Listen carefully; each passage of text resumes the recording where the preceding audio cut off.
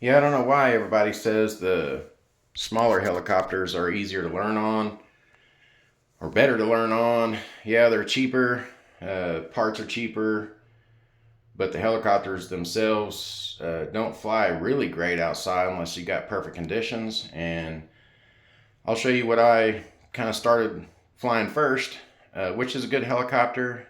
It's pretty stable in 6G mode, and I did learn on it, but if I had had bought something different to begin with, I would have had a much easier probably transition. I've only been flying for about helicopters for about a month now, steady. So, but here's what I learned on kind of, and here's what I'll show you next. What I would prefer to buy first, but this is the XK K110S. Very good helicopter. Yeah, I would say it is, for a brand new heli pilot, difficult to fly, just because it's very touchy in 3D mode or 3D rates. It flies really good in 6G, which does have stability in it. But yeah, all together, it's very touchy outside, even in a 5 or 10 mile an hour wind, or not even a 10 mile an hour wind, but a 5 mile an hour wind is pretty touchy. Comes with its own radio, which is decent.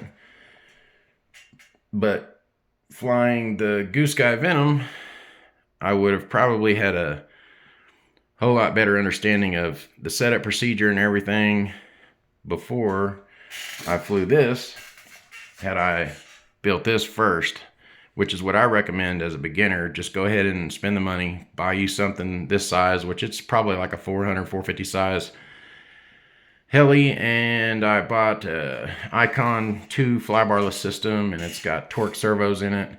I set everything up. I've never done it before. I did have a lot of help from another YouTuber as far as setup and stuff. He goes through all of that on his videos, but yeah, I would recommend getting something like this to learn on versus something like this. The Goose Sky Venom is much more stable, and with the Icon 2 flybarless system, you can go on the laptop and program everything on there to set it up as a beginner and have a much easier transition into flying helicopters than if you started with something like this. Yeah, you're going to crash this, you're going to tear it up, you're going to bend shafts, you're going to, I would say it's still fun, but you're not going to have less fun. I've not crashed this yet, thankfully, but this is much more stable to learn on, where you put inputs in it. If you set it up as a beginner, it's going to be much more stable and a whole lot more fun. So if you're going to start out flying helicopters, get something like this, the Goose Sky RS4 Venom. You can get something like this, but it's hard to see. You can't fly it too far away from you and still have a good visual on it. So that makes it harder.